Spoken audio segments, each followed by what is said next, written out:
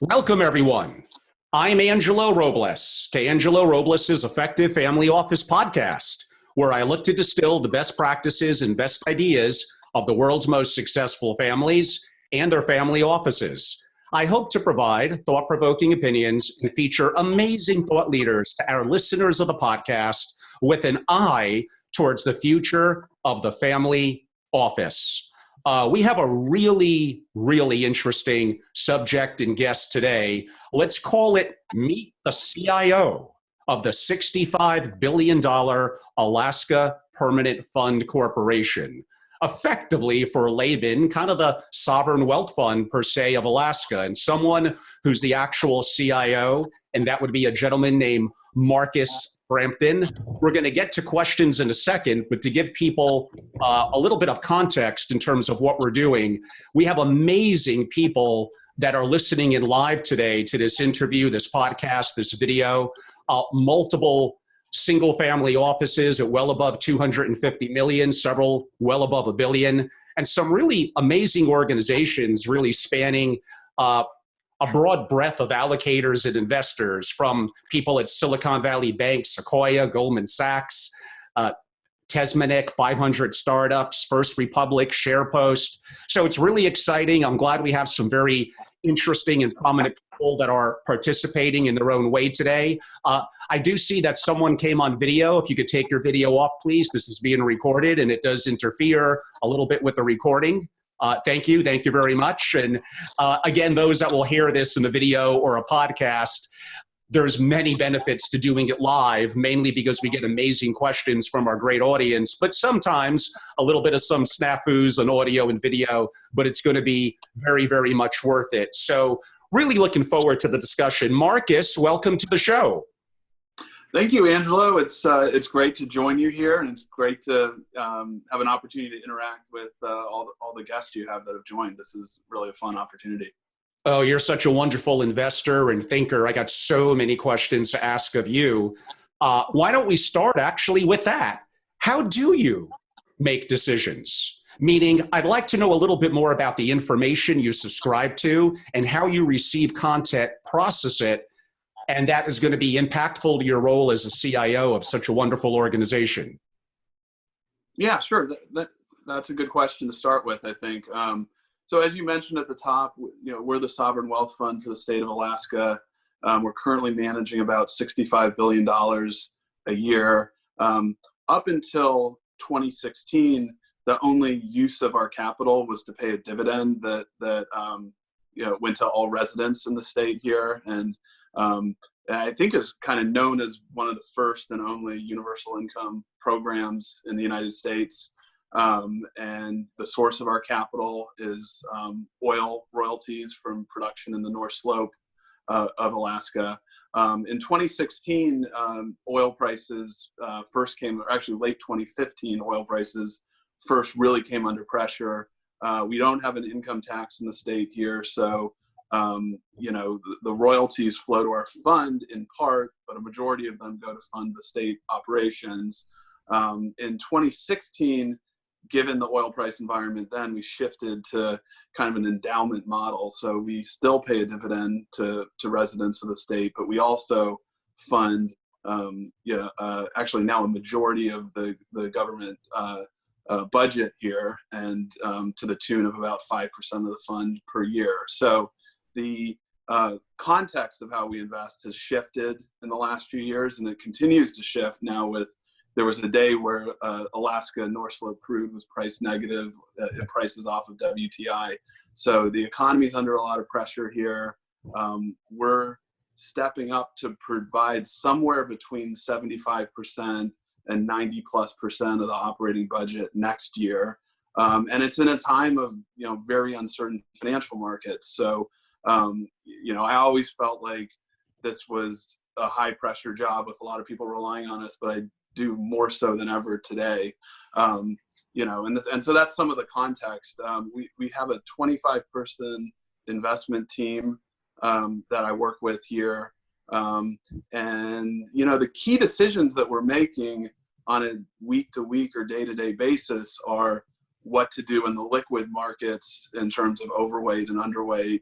And then on a more, programmatic basis over multi-year period, we're, running a fairly large venture capital program, a private equity program, and a real estate program.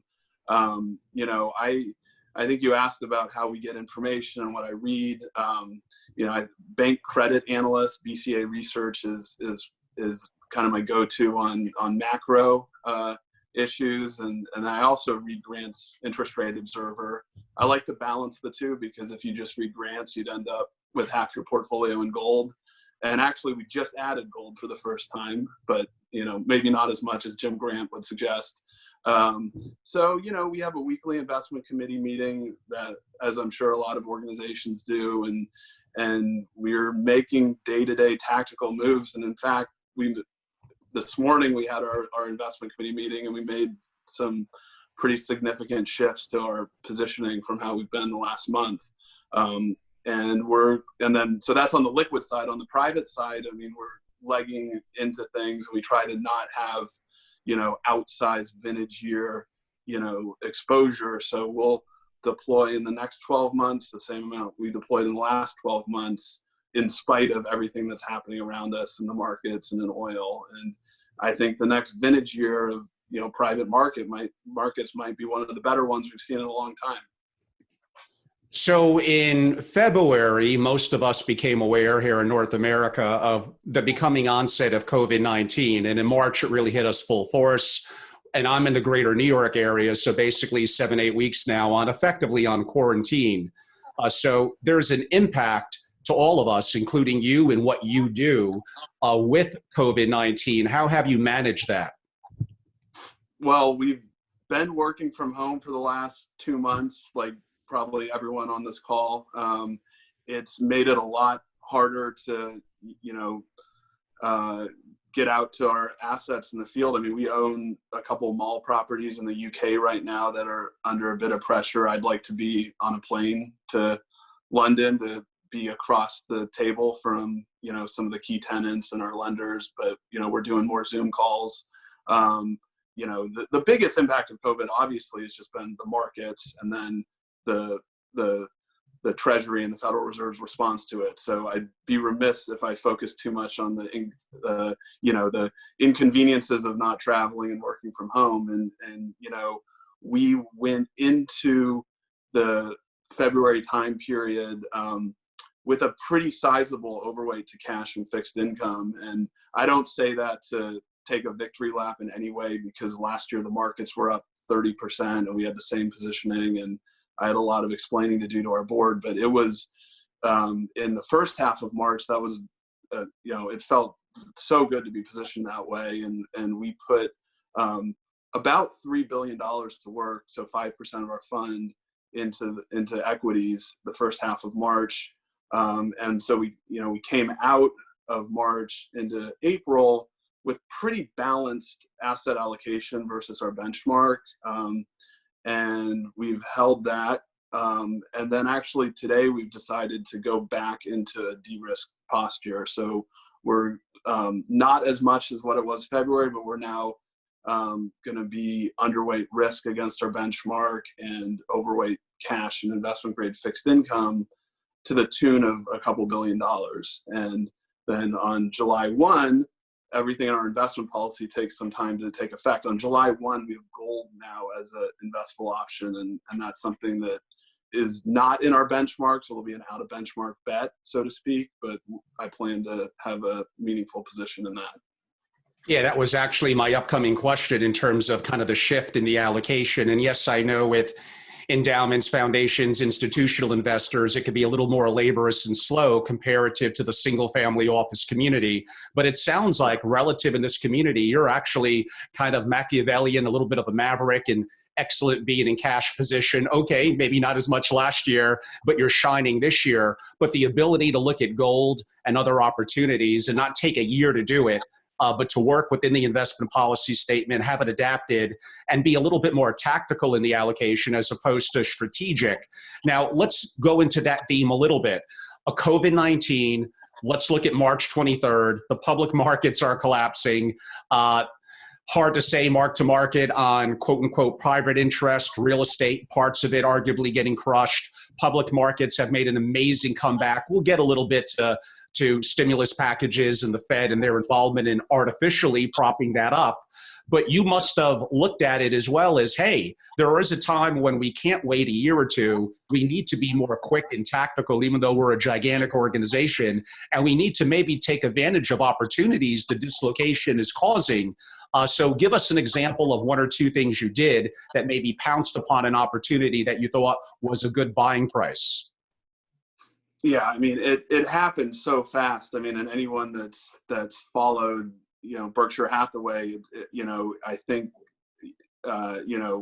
Warren Buffett was getting ready for the fat pitch, and then it happened so fast with the Fed stepping in, and so we didn't put all that much money to work on the private side. I mean, this just like, I'm giving the Berkshire Hathaway example. They didn't have time to do their famous playbook of the convertible preferreds and whatnot, and maybe part of it is that his outlook, Warren Buffett's outlook is not positive at this point. Certainly for airlines, that's the case.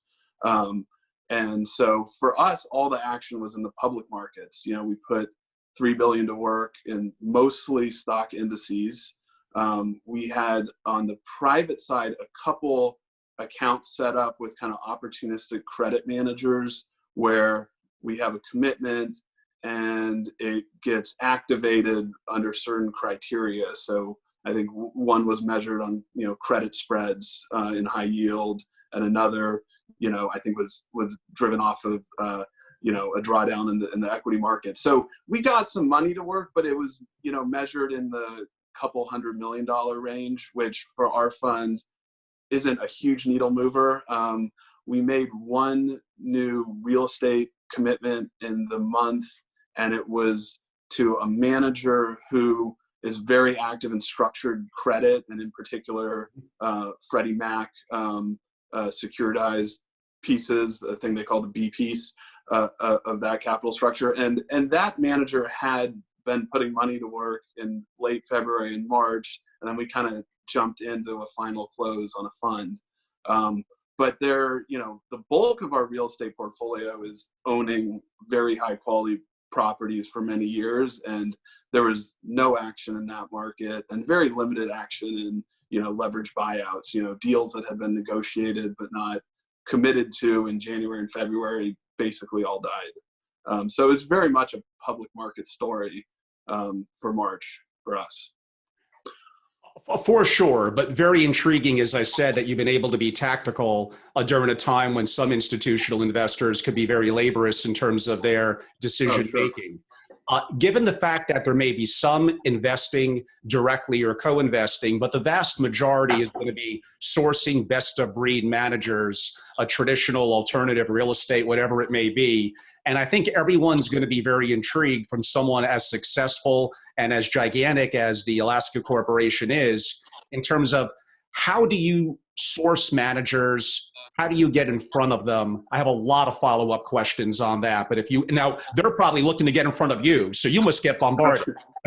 Well, it's a little bit of a mix. I think when I came here in 2012, and the CIO here at the time is Jay Willoughby, who's now at TIFF in Boston, and he really changed the mindset here quite a bit, where I think we had a little bit of the approach of we're big and everyone wants to partner with us, so come see us in Juneau. And there's a little bit of adverse selection if you take that approach, particularly in hedge funds and venture. And I think the answer to your question varies based on the market that we're talking about. So, but a common thread is we're generally looking at track records and managers on a net of fee basis, and that may strike most people as obvious. Like if a hedge fund manager is delivering 500 basis points of alpha a year, we might be comfortable paying a 3% management fee, and there are funds in our portfolio that have that. Whereas a lot of public state funds get a lot of pressure from their board to push down fees.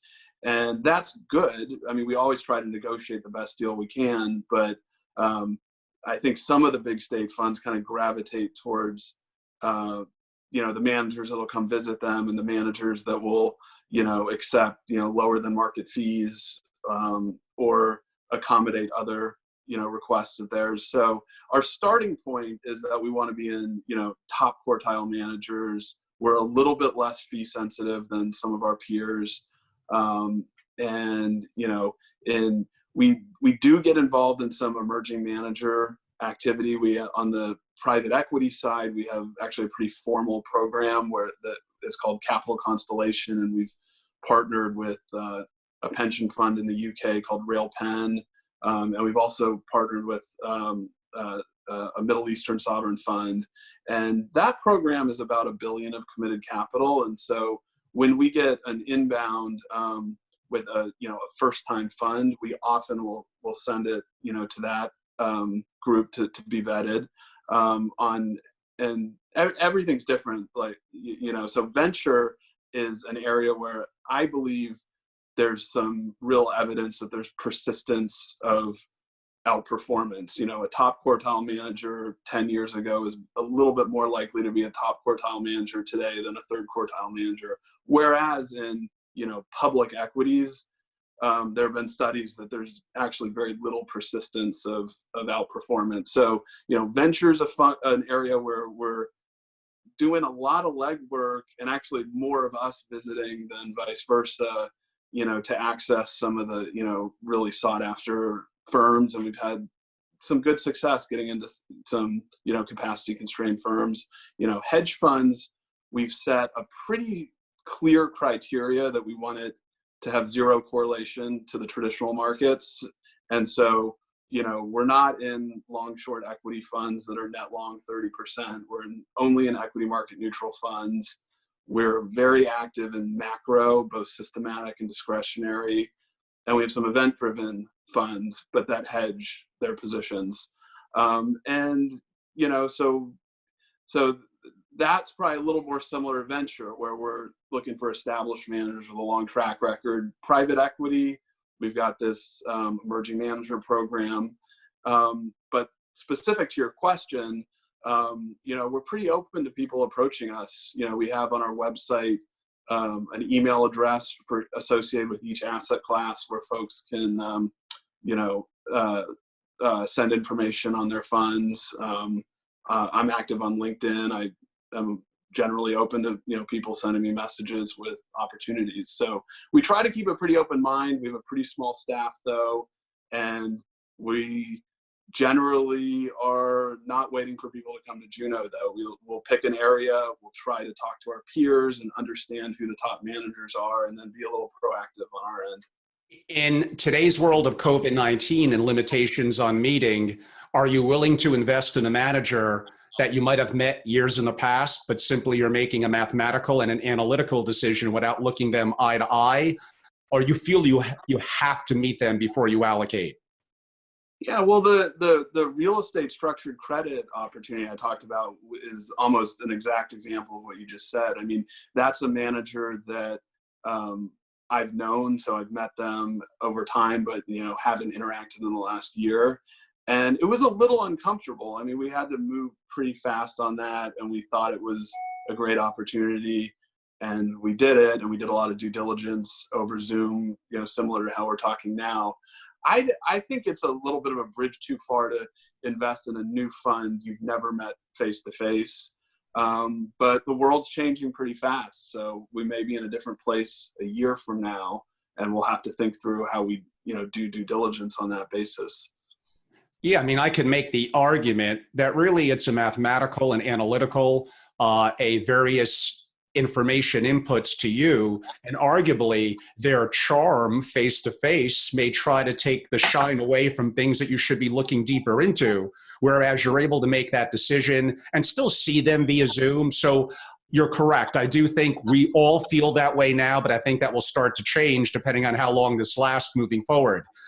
Yeah, that's a great point. I mean, like when we invest in a private equity fund, we'll do reference calls with CEOs of portfolio companies and other due diligence that's not face to face. I mean, and and we may be overly swayed by our personal interactions. And so I think you're making a great point.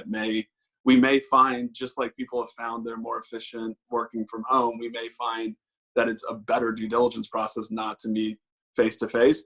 I still think it's a good idea to, have the proverbial look your partner in the eye before you make the commitment.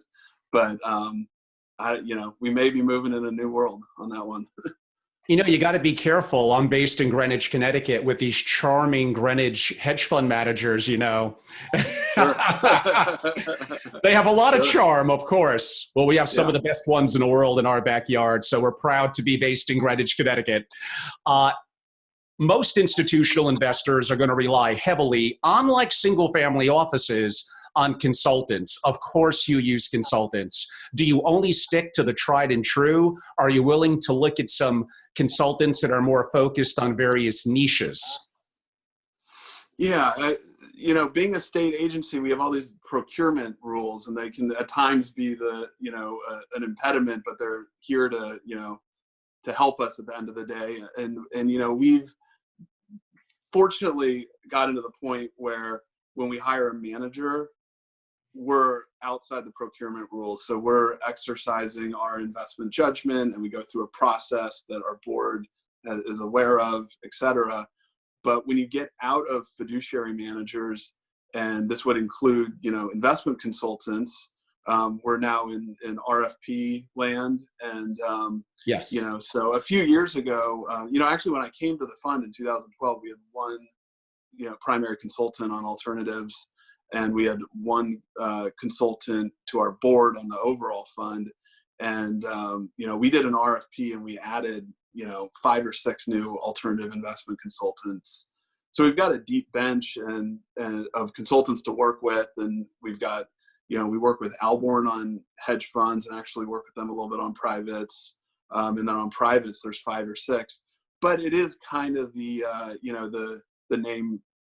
well-known consulting firms. And it's been actually now 5 or 6 years since we did that RFP, so it might be time for us to broaden it again. But we've got a pretty good group of consultants at this point. And in terms of making decision to make an allocation, and especially when there's opportunistic times like now, I'm assuming it's not solely you.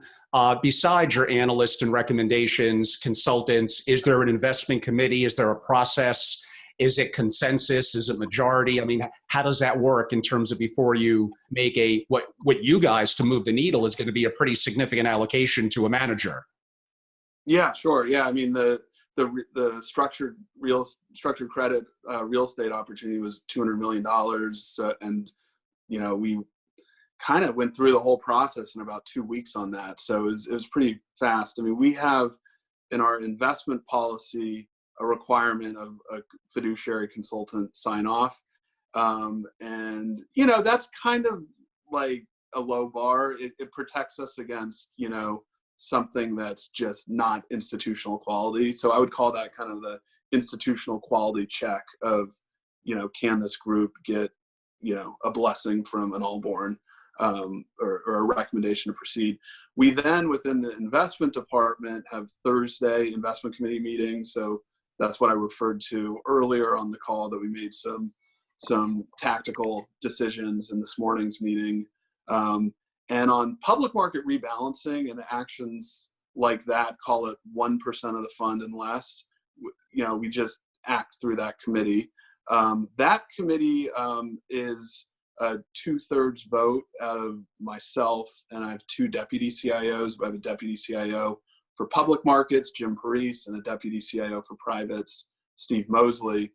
And the 3 of us, I mean, it ends up being consensus, as you would expect, but the 3 of us make those decisions. And then we also vet private opportunities, and the 3 of us will make a decision on Thursday, and we'll recommend it to our, we have a Friday meeting with our executive director, Angela Rodell, and we bring recommended investment actions to that. If you look at our bylaws, actually, the board retains investment decision making, and they've delegated it to our executive director, Angela Rodell.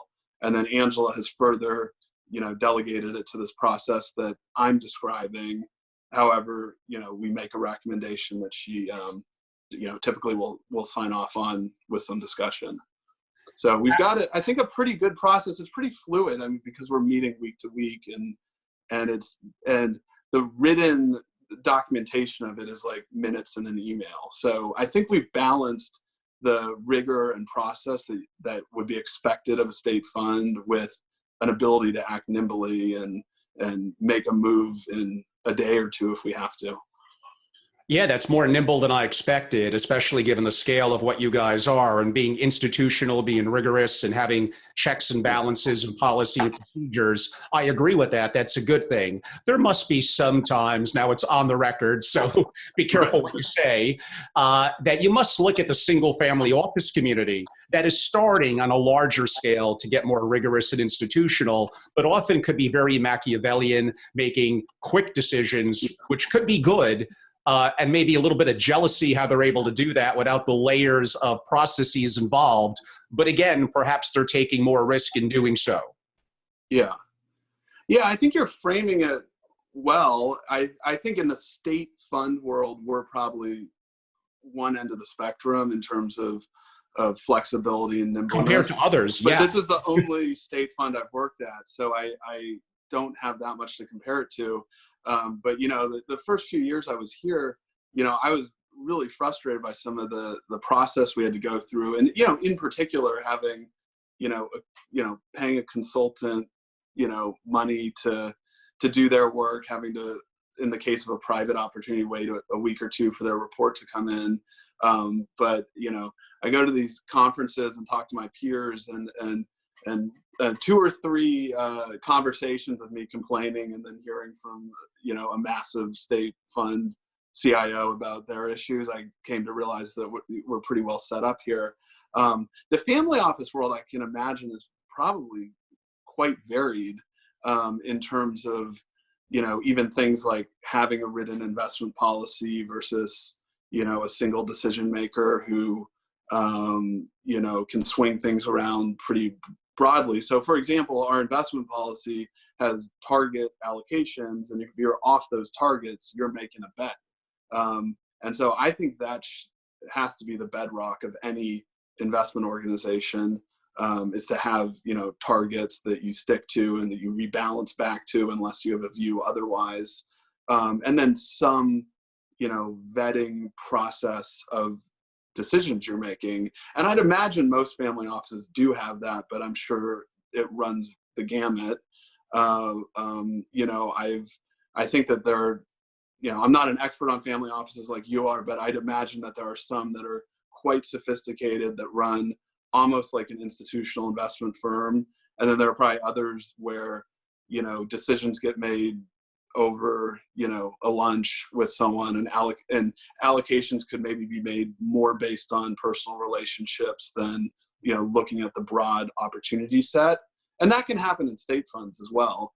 And it's kind of like striking a balance a little bit, but yes, I am from time to time jealous. And, I think that the size of our firm can be an asset, but it can also hold us back. I mean, the thing I'm probably most envious of in the family office world is not necessarily the investment flexibility, but probably more the ability to make smaller investments that are meaningful, but very compelling, whereas, we're working right now on an allocation to, one of the hardest to access venture capital funds. And we're probably looking at a $3 or $4 million allocation, and it just doesn't move the needle. But I just know as an investor that if you work to get that allocation, you want it, and then you'll work to build it on the next one, a bigger allocation on the next fund. But, everyone doesn't look at it that way. And, we get pushback from our colleagues and our board at times on some of the small allocations. And I do lots of small allocations, but for a state fund, but my small allocations are probably massive for some family offices. And I really believe that a lot of the best opportunities in markets are smaller ones, not larger ones. True, but you're so big to move the needle on small managers where you have certain standards on their operating procedures, their internal processes. It's just not there yet. But yeah, we know that the math, especially on hedge funds, could potentially be a lot more attractive relative to an earlier stage manager, but not without risk. And there are a lot that are really bad. So Sure. I am assuming you kind of answered it, that there probably for certain strategies is a minimum fund size and tenure with the manager that you're looking for, correct? Yes. In particular on hedge funds, I mean, we had a pretty active seeding program on hedge funds kind of from 2011 to 2015. And it didn't perform particularly well. Like, what we found was we would come into a new hedge fund and we would seed them with, 80 to 100 million.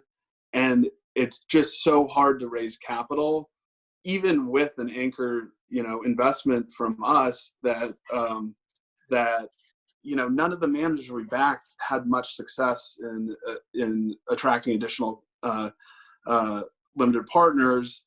And hedge fund industry, as it's on an overall basis, AUM's roughly flat. There's more closures than openings. I think a lot of the AUM is going to the bigger players like Yes. a Millennium or a Bridgewater.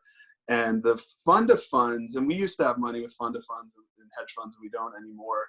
The fund of funds have kind of been replaced by, bigger organizations that recruit PMs and are recruiters of talent in the way that fund of funds used to be. We tried to be in that market for a few years and we weren't particularly successful, I have to say. I mean, we've been successful in a lot of ways. That wasn't one of them. And so hedge funds, we had to really make the case to our board that we wanted to be in that market. And I felt pretty strongly about it.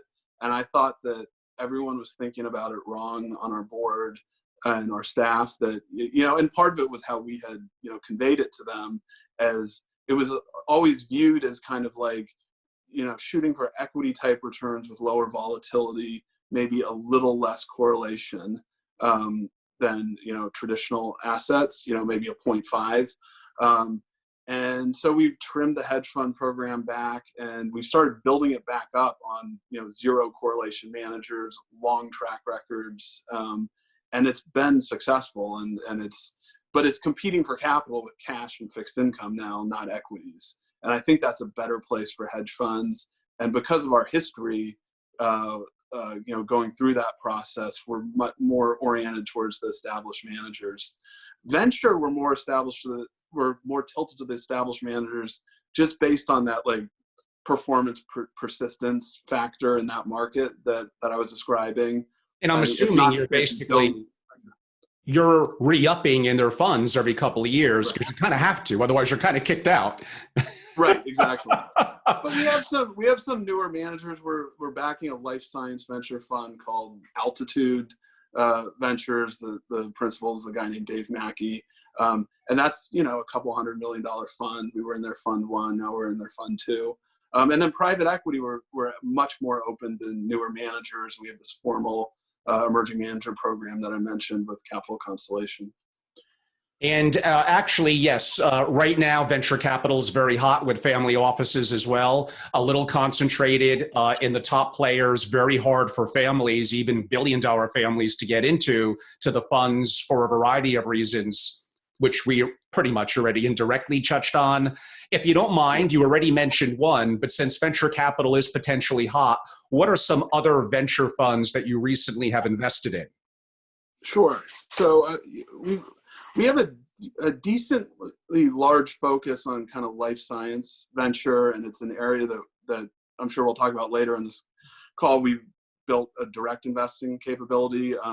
So on the life sciences side, Altitude I mentioned, we're an investor in Arch Ventures out of Seattle and have done a lot of co-investing with them. And then we're also in these like kind of more tech-oriented funds. So we have some money with Sequoia that's considered, one of the top firms out there. Lightspeed is another firm we've invested in. Battery Ventures is another that we're in that invests in a few different areas. And then also just like in our core buyout area, we're pretty tilted towards kind of growth equity managers and managers that cross over both markets. So like JMI is one that will be involved in like software buyouts, but then we'll also do, a Series B, Series C tech deal. JMI, TCV, Technology Crossover Ventures, is another one that I'd put in that category, along with maybe a TA Associates. And very helpful both on venture and hedge funds. You were pretty comprehensive. Let's jump around a little bit into some other, let's call it asset classes. We didn't really touch too much, a pinch on gold. We're going to get to that. But broadly, commodities, oil, what's your opinion? What's going on there? Well, we live it kind of day to day up here in the state. I think I don't necessarily have a view on where it's going other than my understanding, and I think this is a broad understanding, not a specific insight to me, is that the price of oil today is lower than the marginal cost for many producers. So people might not be able to shut in wells, and so they might have I think the lowest numbers I've seen are $30-$35 a barrel marginal cost for lower 48 producers, and we're well under that. So people are making some tough decisions. Capital's drying up in the space, so CapEx is going to be down.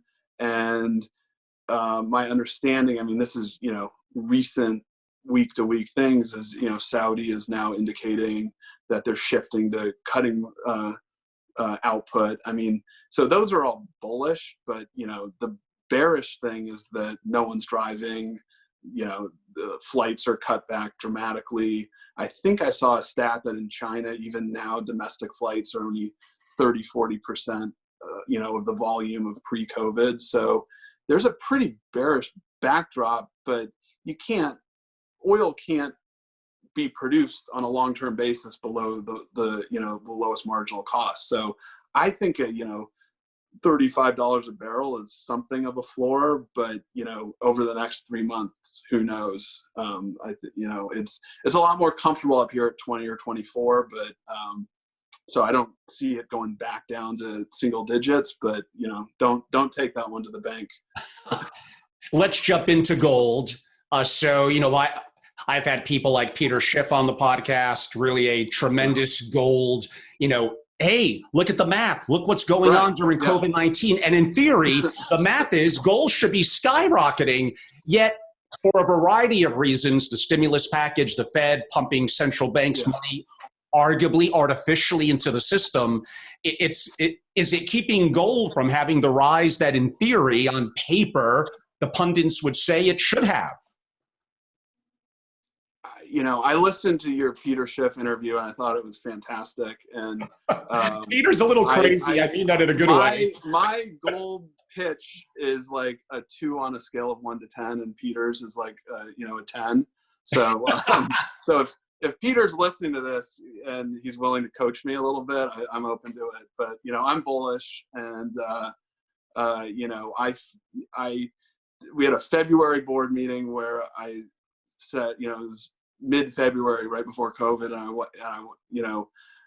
we were bringing our new investment policy that will take effect July 1, and we introduced gold, and our board was pretty receptive. I mean, Alaska is a state which has a lot of independent people. There's a lot of gun safes in the state with gold bars in them, and our board was pretty supportive. And gold is up 5% from that level, in spite of I've lost track, $2-3 trillion of stimulus, resumption of I think the term was unlimited quantitative easing.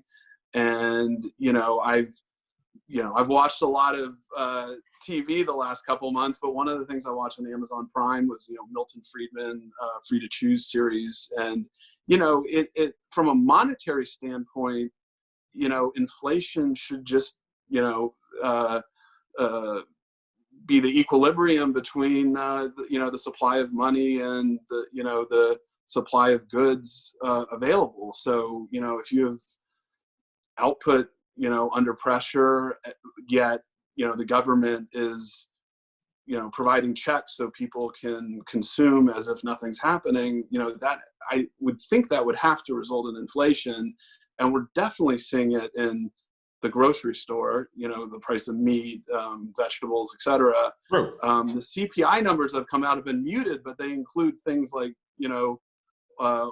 gasoline and the cost of lodging and things like that people aren't consuming, and they keep the basket the same. So, the price of things that people aren't consuming is going down a lot. The price of things that people actually want right now is up 10-20%. So I think gold should be up more, but if you want the eloquent speech, you got to go back to the Peter Schiff interview, I think. Whenever you have a discussion about gold, you have to bring up cryptocurrencies and Bitcoin. Obviously, such an iconic manager like Paul Tudor Jones has been relatively public in terms of his interest. You would think during times like this, it would be very intriguing to people, kind of decanting from fiat currency. And again, a little bit like gold, like in theory, that's all good, but has it taken off as much as it potentially could? And from your perspective as an institutional investor, are you investing in Bitcoin? So our exposure to cryptocurrency at the fund here derives from our venture portfolio. So we have managers that are investing in the value chain there, but we're probably a little bit far from having that like in a long position in Bitcoin as a tool we can invest in here. Back to gold, I think it's very underowned. I'm only aware of maybe one or two other big institutional investors that own gold. UTIMCO did it in Texas. The endowment system there had a gold allocation about 8 years ago, and my understanding is that they've taken it down a bit now. So it's very underowned, and I think if you start seeing people follow maybe our lead a little bit, there's could be some real fund flows. Bitcoin is the same thing. It's underowned if it gets adopted, and I think it's more uncertain than gold. If it starts getting real adoption in institutional portfolios, could have some real upside. I was very dismissive of cryptocurrency up until a couple months ago, and I don't have a view quite yet on it, but I'm intrigued, and I've come to realize that the reason people like Bitcoin is the same reason I like gold, and whether you're a Bitcoin person or a gold person kind of just depends on whether you were born before or after like 1983 or 84. And then, you see the Paul Tudor Jones article on Bloomberg last week, it's hard for me to ignore, an investor that successful, taking a position. And so, I've in the last week ordered a couple of the best-selling books on Bitcoin on Amazon. They haven't shown up yet, and I'm starting to think about it. I think it would be a personal account investment for me first, and quite a campaign to get that into our investment policy. But there are other asset classes like private infrastructure is one where no one had it as an asset class in the early 2000s, and everyone loves it now. And institutional investors now very commonly have a 5-10% allocation to infrastructure, and it's led to overvalued assets. And so it's much more comfortable to come in when something's underowned than overowned, and I think Bitcoin and gold fit in that category right now. And I have a strong view on gold, and I'm starting to be a little bit more open-minded on Bitcoin. Very interesting. And we're going to get back to certain asset classes like real estate in a second. First, a little bit of a shout out. It'll be too late for those hearing this on video and on a podcast.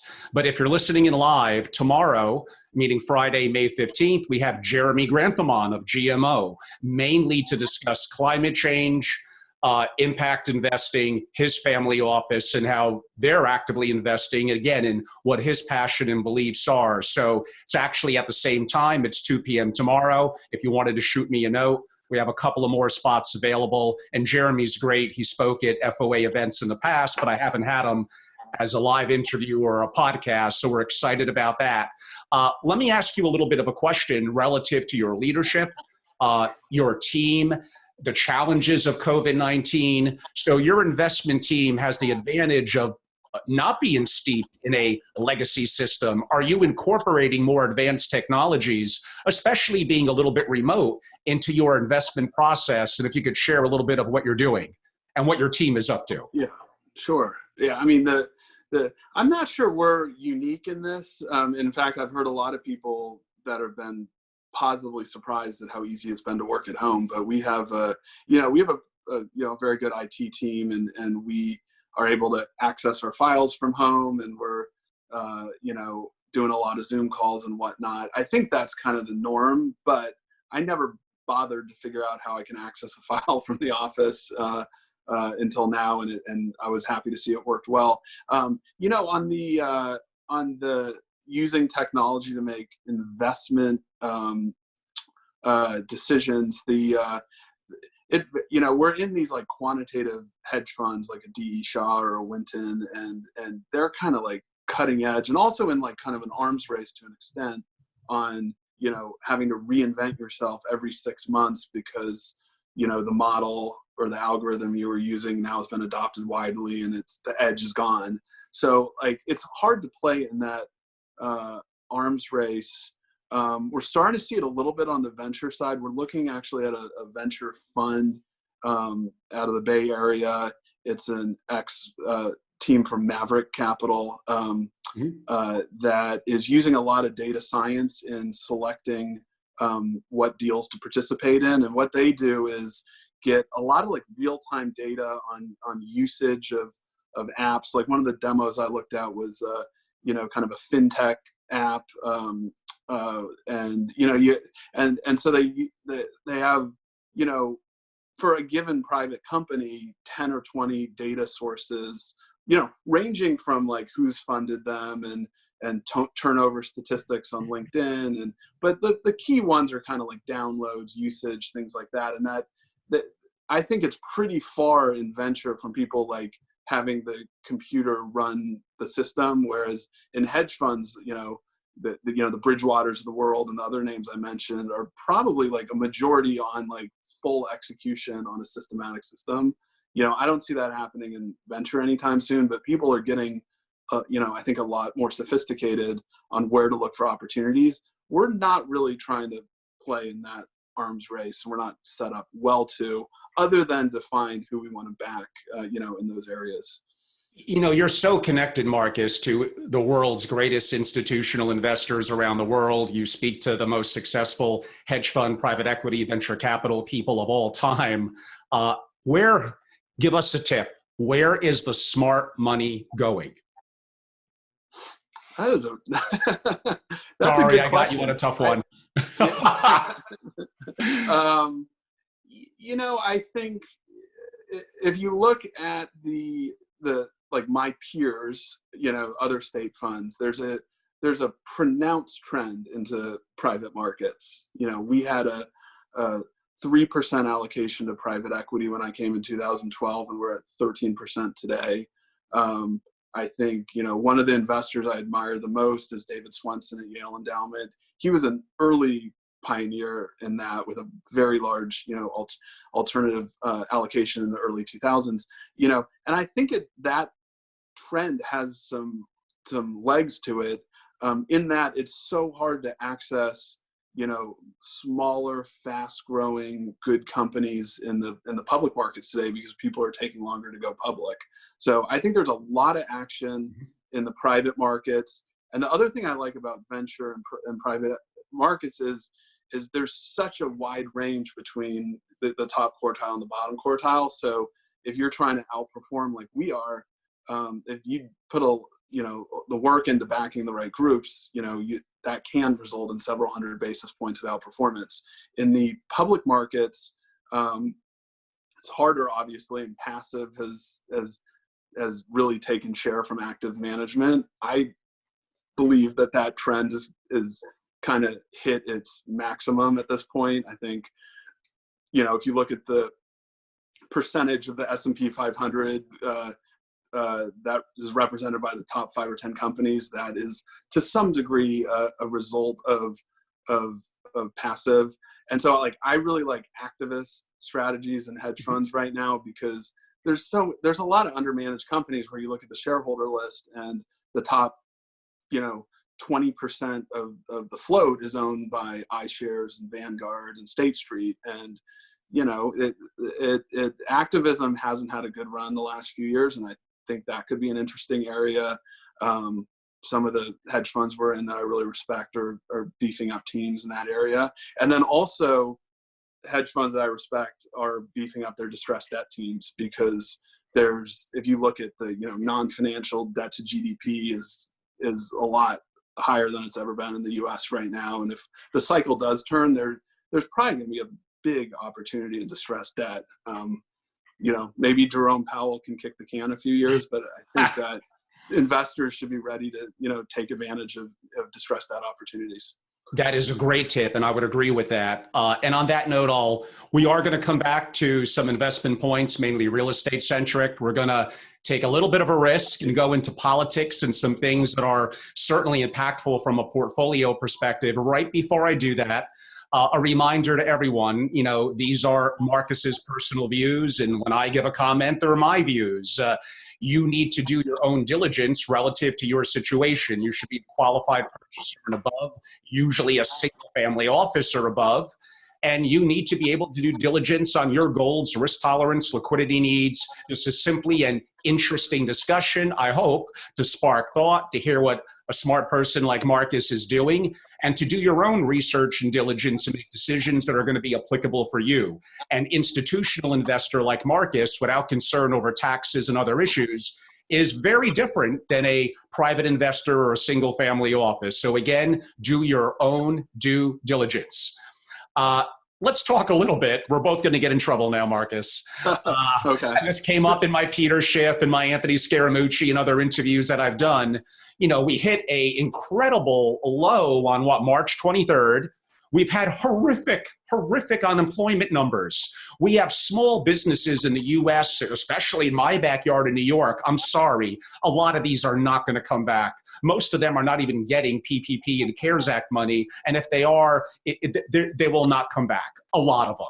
There's a lot of challenges. Look at the price and challenges of shortage of meat and in some areas of food. Even Amazon Prime takes a week now, at least where I am, and not a day or two. So there's a lot of bad news. The COVID-19, people are dying, yet the stock market is bouncing up in the last 30 to 45 days like never before.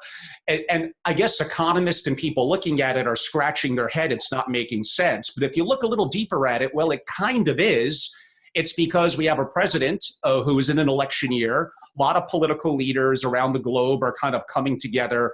All these pharmaceutical companies working on vaccines and treatments. There's a lot of pressure to put money into the system, even for a Republican president, growing our deficit, the central banks playing along. Is this just false? Are we going to have a massive deficit, inevitably inflation, a tax bill? We're kicking this down the road just to make things look not as bad right now. Is this the right decision? Yeah, I think it is the right decision. I mean, I'll do a little Monday morning quarterbacking, which I realize isn't, helpful at the moment, but the mistake I think was to, run a big budget deficit in 2018 and 2019. And, and again, I'll repeat what you said. This is my personal opinion. I think, it's a big mistake to run big budget deficits late in the cycle with low unemployment. And it's a big mistake to, I think Jerome Powell had it right at the end of 2018 when he started raising rates, and, the market puked, but, now, he spent some critical ammunition then in early 2019 when he reversed course. So, where we sit now, the situation is dire, in my opinion. And if there was ever a time to, engage in deficit spending and, quantitative easing, et cetera, now would be the time. But I think when we come out the other end from a political standpoint and economic standpoint, like our country's got to have a discussion around, what the level of debt we should have. And I think it's creeping up to kind of dangerous levels. I think, at a $1 trillion deficit, that's something like a 5% of GDP, the stimulus spending we're doing now will add to something like 15% of GDP to our debt load. And we're going to start looking like, some of the Mediterranean countries that got in trouble over the last cycle. But I mean, where we are today, your question, I mean, we're absolutely should be, doing stimulus and all the things we're doing. It's a shame what we did the last 10 years, I think.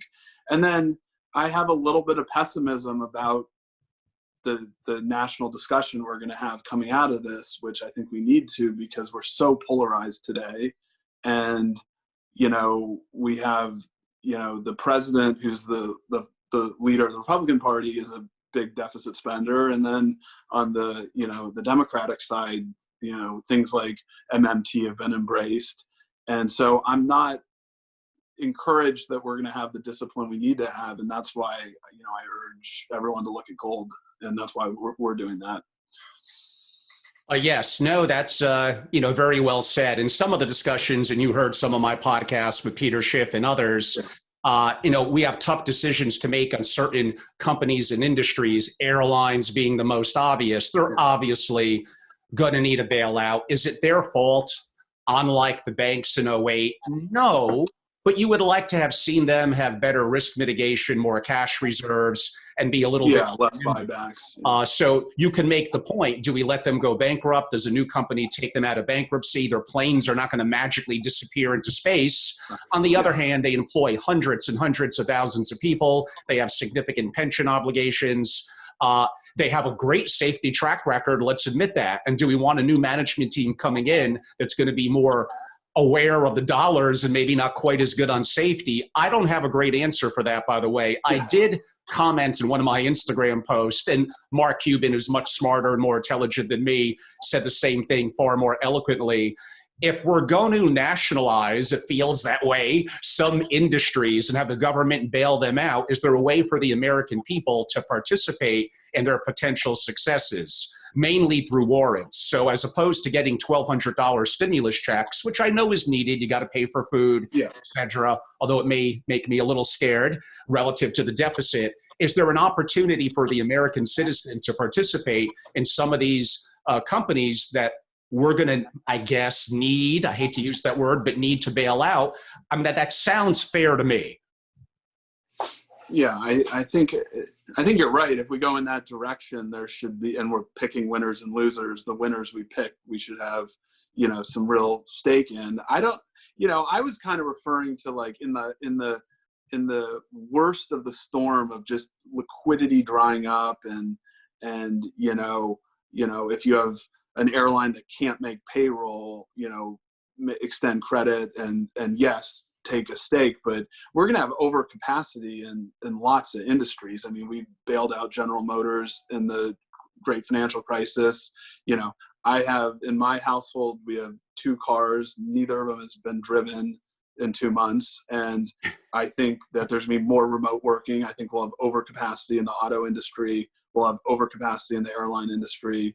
And so I think I don't have all the specifics on how it should be structured, but the assistance should be short-term in nature and provisioning of liquidity at either high rates of interest or high rates of interest and some equity. But I don't like the idea of nationalizing airlines. I think, we may find ourselves in a deep recession in 6 months where it makes sense to have half the airline capacity we have today. And there should be consolidation, companies going out of business. And unfortunately, over the long term, people, unemployment likely will be higher for the next couple of years than it was the last couple of years. And I don't think government has a, 2-3 year solution to, funding paychecks. I think they might have a, 3-month, role in that, which is what they're doing. They're not doing what, you suggested with, the PPP program will roll into a, a grant program effectively. And, that's probably fine. They had to do it fast, and there's a payroll program for airlines that they're not getting the benefits you're suggesting. I would have preferred that, the government drive a little harder bargain there, but it is what it is. I just hope, and I think there was a tendency in the last cycle of emergency measures becoming permanent. And I think I have a real fear of that happening this time around. And so I'm concerned a little bit less about what happens in the next 3 months and more concerned that, 3 years from now, the Treasury Department's funding payrolls for airline companies. Yeah, I mean, I heard Tim Ferriss this week interview Howard Marks. And as you know, Howard Marks is such an iconic investor. I'm a huge fan. Yeah. And throwing out some crazy things just to kind of look at it. And one of the ideas that someone had, I think, asking a question of Tim in one of his online blogs was, how come we just don't give every American citizen, whatever, 320 million, $1 million? And like, so one, we would have a $320 trillion deficit. And like a loaf of bread's going to be like $1,000. So the $1 million is not going to feel like $1 million if the cost of everything gets hyper inflation. I mean, there's no good answer for that. So I don't want to get. Yeah, no, I agree. I mean, here's an article on Bloomberg from last week. It's inflation is the way to pay off the coronavirus debt, and so it's an op-ed piece. Not run in like a radical magazine. Run on Bloomberg. Yeah. So. That's a version of what, you're talking about right now. And I think it's, inflation.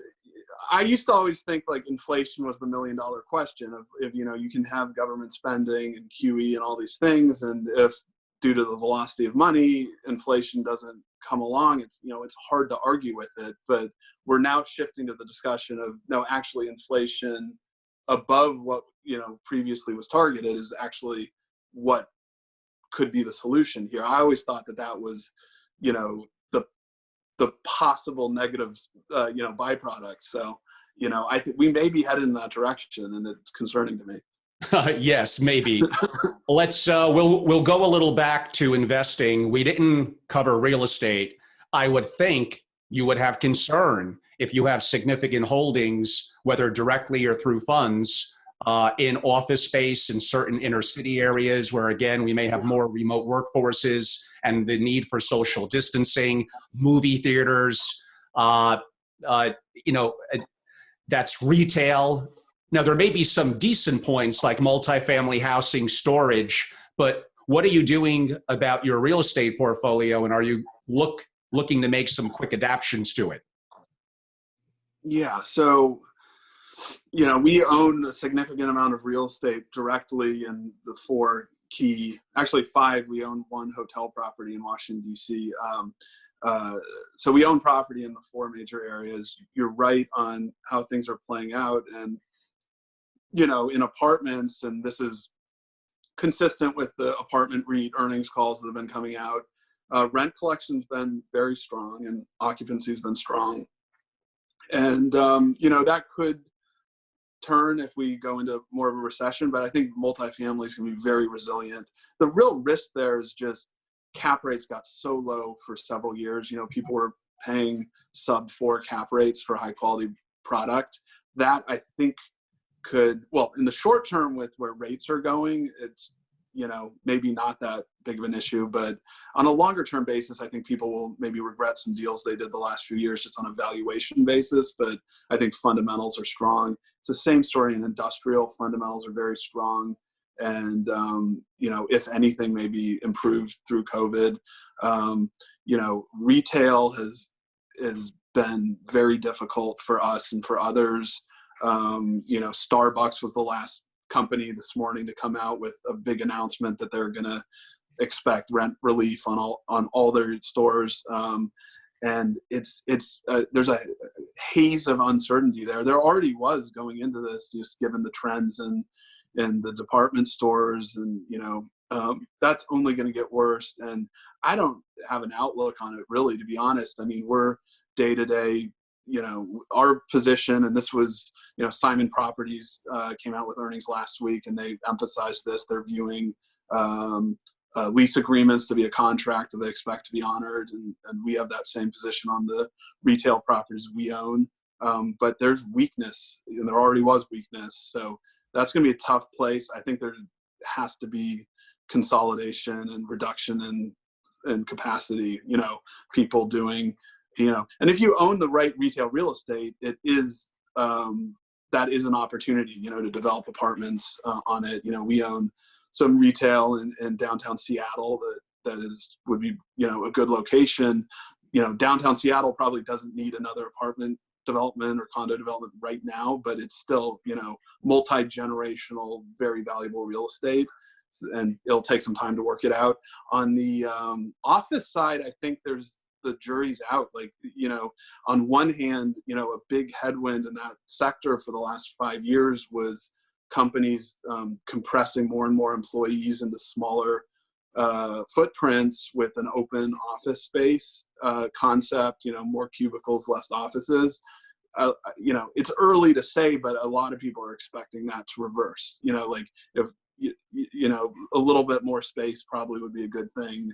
There's gonna be more remote work, maybe, so I'm generally a little bit bearish on office. It's also cyclical if we end up in a recession, but the right properties with low leverage are still good assets to own. But it's gonna be a tough couple of years, and WeWork was the largest renter of space in most metropolitan office markets the last few years, and they're not going to be a big presence, I think, in the future. So we'll probably have some oversupply in office and significant oversupply in retail going forward. But early days, and right now everyone's focused on rent collections and things like that. And what are you doing in timber? In timber, we have one investment in timber. That's been a little bit of a tough market.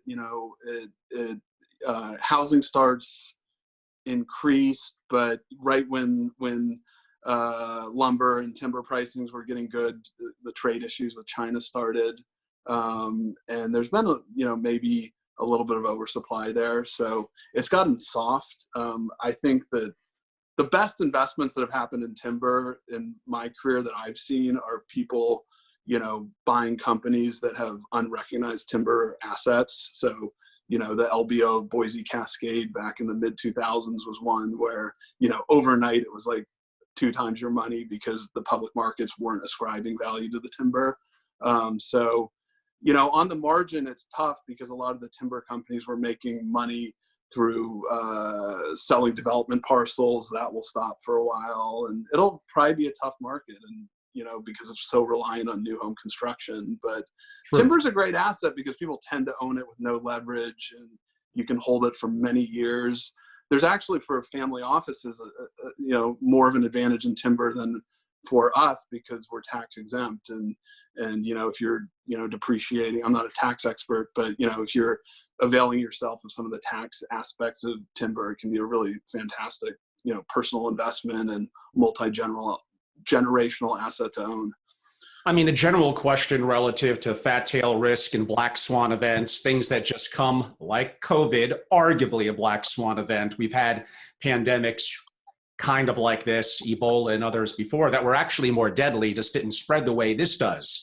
But broadly speaking, black swan events, okay, you want to have diversity in your allocation, you want to have some level of so-called uncorrelated assets and liquidity, and you've done those well. Have you looked into specific funds, Universa, if they're still around, I guess is one, where they basically do terrible until there's a horrific event where the markets are crashing and they go up like there's no tomorrow? Do you believe in taking 1%, 2%, or 3% of the portfolio and investing it in something like that? I haven't. It's very hard in an institutional setting to hold a position like that. And actually, CalPERS was very publicly in the news because they had some big tail hedges on, and they took them off in January. So, the way I look at it is, and that has a tendency to happen. Like late in the bull market, you have to justify every nickel you're holding in cash and not in equities. And I think it's even harder to hold tail rest positions. I can't say I've really looked at it. Some of our hedge funds have held, deep Right. out of the money puts, and it really helped them in March. So, that kind of piqued my interest. I don't think we're well set up for that here. But I mean, it's something worth looking at. I can't say I have looked at it in much detail though. And I will say that is something that family offices have probably been a little more active in than institutional investors. The family, whatever, $1 billion is already rich. Their real concern is they don't want to lose 30, 40, 50% and not see it coming. Uh, Going back a little bit to how you decipher information, because you're invested in some of the greatest managers across so many different fields, venture, private equity, hedge funds, whoever lived, you're getting all these investor letters, you're getting phone access to them. What are you learning, so to speak, from them being cool during trying times? This is a long-term play, not a short-term play, but you have insight that even many single-family offices don't have. I don't know if you could quite pick up the phone and get Ray on the phone at Bridgewater, but if you really wanted to, in a day or two, you probably could, where no family office is going to be able to do that. What insights are you learning from some of the world's greatest investors? Yeah, well, Ray Dalio in particular is great about putting his content out. So I encourage everyone to follow him on LinkedIn. He puts some good and Twitter. He's out. Great on Twitter. Yeah, exactly. Others are much more circumspect though. But I think among our portfolio, our hedge fund managers are the most interesting to talk to because they can be long or short. And you talk to a venture manager, and it's not their job to time markets. They're more looking for fantastic multi-year opportunities and tend to be bullish on their area, and the same is true of a real estate manager or whatever. So I think the hedge fund managers are the most interesting to talk to. I agree with you. There's about a fair amount of caution about where we are in markets right now, and I think Ray Dalio would agree with that from the stuff he's put out. Yeah, I mean, I agree with you about hedge fund managers. We've bashed them a little bit because a lot of them have underperformed and not hedged as well as we would like going back, 10, 12 years now. And for taxable investors, net of fees and taxes generally has been disappointing. But talk about people that are active, that got their hand on the pulse, and now is an interesting time with volatility for them.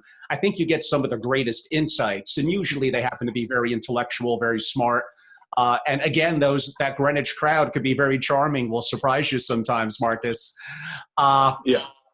Given that you have some level of this insight, was there anyone you spoke to in the last couple of months that felt they saw this coming? If not COVID-19 per se, the fact that some things were artificially propped up, we were due for a big challenge, and now is a time to pull back, have more cash and hedge, which you kind of organically did over the last 12 to 18 months anyway.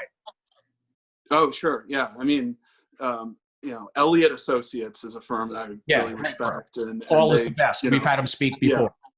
Oh, good. Yeah. So, Paul Singer, they've managed this very well. And some of my gold views are influenced by some of Elliott's letters. Some of the deals they did in the last year, you would look at them and wonder, how hedged they are. I mean, they did an LBO of Barnes and Noble late last year, which isn't a big position in their fund. But they tend to, if they can't hedge at the portfolio or at the position level, will hedge at the portfolio level. I would say, Ray Dalio at Bridgewater and Paul Singer at Elliott are probably the two investors that I look to the most in terms of outlook. Both have been, Ray's been very public with his views on we're entering a paradigm shift based on the long-term debt cycle, and he cautions people appropriately to not focus on what's done best the last 10 years, and so I think he's been fairly bearish and concerned about fiscal imbalance, and I think the same is true for Elliott. I think in the hedge fund world, you can almost bucket it into like the macro and the systematic managers and Bridgewater's certainly in this camp, where it's very difficult to understand what positions they have on, and they'll have hundreds of positions on, ranging from relative value currency trades to more directional things, long European equities or whatnot. And so they're less likely to do some of the things that, like they'll talk about gold, but they're unlikely to have, a third of their AUM in gold. They'll have some relative value commodity things on. And I think in Bridgewater's case, maybe the things they put out publicly aren't directly related to their positioning that day in the fund, but are, the principals they're making an effort to, communicate just their broader views, almost like in a Davos type setting, then Elliott is not a macro manager, but puts out a lot of interesting content on the macro landscape. So it's interesting to get kind of their two different angles that they come at things from. But whereas Elliott, it's easier to, understand a position they have on, like the Barnes and Noble deal, which was very public, but isn't a big position in their fund. What percentage of allocation do you currently have in quant managers? Yeah, that's probably about, I'm trying to think. If you look at our hedge fund book, it's about 6% of our portfolio, so about $3.5 billion. It's roughly 40% equity market neutral, and none of that's quant. It's all fundamental for us. And then on the macro side, which is probably another 30%, it's so close to $1 billion. It's probably half quant systematic and half fundamental macro, and then we've got kind of an other category with some statistical arbitrage, so like a D. Shaw. Within the macro world, we've got Winton as quantitative and systematic, as is Bridgewater. And you kind of answered it before, but there appears to be so much interest from our audience on gold, relative from the perspective of how are you owning it? Are you buying more and more physical? And you did mention yes, but you're not going to do all that. Are you using ETFs? Are you buying gold mining stocks like Schiff talks about? How are you allocating to gold? Yeah, so in our public equity portfolio, we have a several $100 million position in gold miners. And if you look at the kind of the ratio of gold mining stocks to gold, they're cheaper than ever today, the gold miners. But it's not like pure exposure. You're betting on a management team and development prospects. We're in our private credit portfolio, we have a $75 million commitment to a fund managed by Sprott, which is one of the big of course gold managers, and they do direct we lending. hope to have them on shortly. Yeah. Okay, good. They'd be a great guest. They do lending against gold projects and other commodity projects, but mostly gold. And then in July, when we're able to put the straight gold position on, we're going to do it through an ETF. The two main ones are IAU and GLD. IAU, they have similar liquidity. They're both multi-billion-dollar products. IAU is a little bit cheaper. So if anyone wants to, put a position on, I think GLD is better known and was the first one, but IAU is the less expensive one. So we'll look at that. And there are some managers, and we're not done like exploring this, but there are groups that will, hold physical gold on your behalf and Sure. You invest through them. We're not set up to like have a vault in Juneau with a bunch of gold bars. I'd like to look at that, but we're not quite there yet. So day one ETFs. And we're just about heading to the home stretch. I'm going to have one more question relative to, and many of you don't know, that Marcus is quite brilliant and a little more of his personal views on micro cap stocks. I think that'll be an interesting way to kind of wrap up the conversation. Right before I do that, a little bit of housekeeping to do. I'll keep it relatively quick, hopefully 70, 80 seconds, and this will help make it shorter at the end. So kind of a little bit of background, because we have so many new people listening in, and I guess my company's the sponsor of the podcast. So I'm the founder and CEO at Family Office Association. We're among the world's largest and most tenured of the private membership organizations, primarily dedicated to the interest of direct families and their single family offices.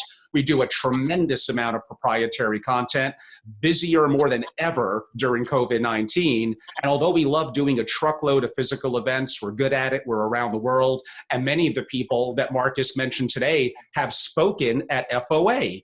Ray Dalio, Steve Cohen, Paul Tudor Jones, Cliff Asness, Sam Zell, Paul Singer, and even people like Andre Agassi and Tony Robbins. It was great to do a 2-hour interview with him.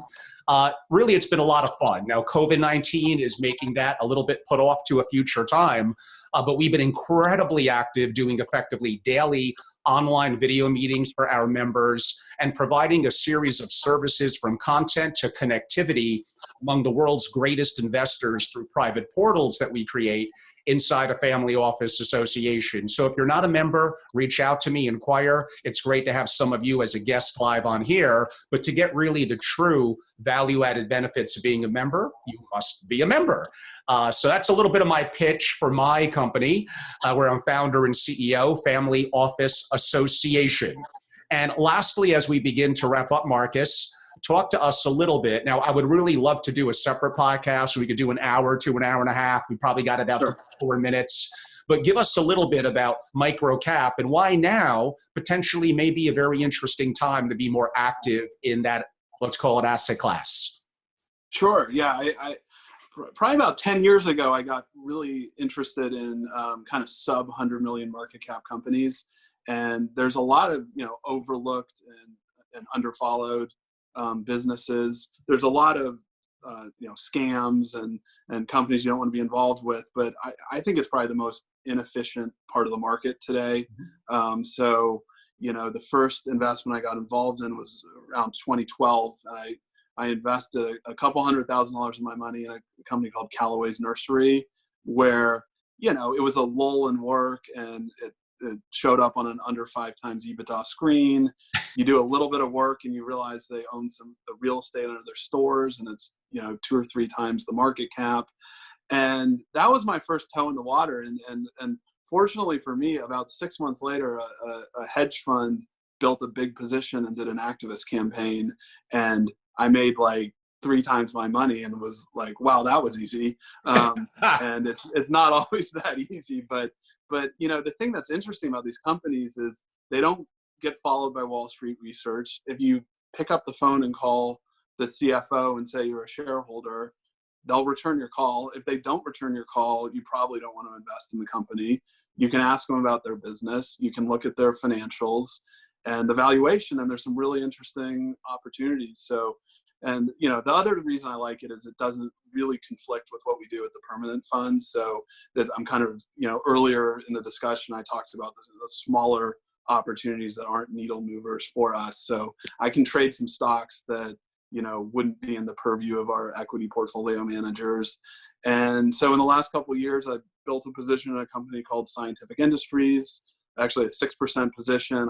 I got a lawyer to do a 13D filing, which is required if you hit that level. And they asked me to join their board. And I've now subsequently joined a second, over the counter, or actually the second one is traded on the Australian exchange. It's a biotech company. So I've joined a couple boards. I've made some investments. And in a way, it's a hobby for me, but it's also, a real fun, inefficient part of the market. And I'll just, this last part I'll mention is purely a hobby for me, but I've started a little investment letter monthly on the space as a kind of a creative outlet for me. So if anyone wants to, join that distribution list, just send me a message on LinkedIn and I'll add you. But I try to include, an actionable idea every month and then some market thoughts. Well, everyone, this has been Marcus Frampton, who's been such a wonderful, wonderful guest. And for those that would like to learn a little bit more about you and even subscribing to that newsletter that you noted, you mentioned likely LinkedIn is going to be the best way. And is it simply your name? Do you use a middle initial? How could they find you? Yeah, it's just my name, Marcus Frampton. If you search for that in Alaska, I'll come up and, add me. I like to interact with people on LinkedIn. I'm a little isolated from time to time up here in Alaska. So, add me, send me a message. And if you'd like, indicate that you'd like to be on my list for the letter, and it's totally free. It's just something I do for fun. Thank you. Yeah, no, that sounds wonderful. I actually got the latest one yesterday. Actually, here it is right here.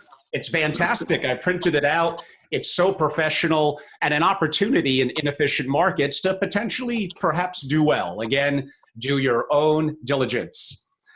On that note, everyone, we've had quite a long discussion with Marcus, who's been a wonderful guest. I appreciate my live audience and those that will watch this in the future on video and on Apple and Stitcher and other podcasts. And that's Marcus Frampton. Really, really insightful. Everyone, I'm Angelo Robles. I'm the host of Angelo Robles' Effective Family Office podcast. We hope you subscribe to it.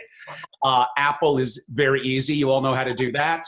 And on Android devices right now, probably Stitcher, but there's some other platforms. Again, Angelo Robles, and that's Angelo Robles' Effective Family Office podcast. You all now know from my other read, I'm founder and CEO at Family Office Association. Thank you all for your time. Everyone have a great day. And Marcus, thank you so much for your really, an hour and a half commitment today. We greatly appreciate it. Thank you so much. It was my pleasure. Thank you. Thank Bye. you.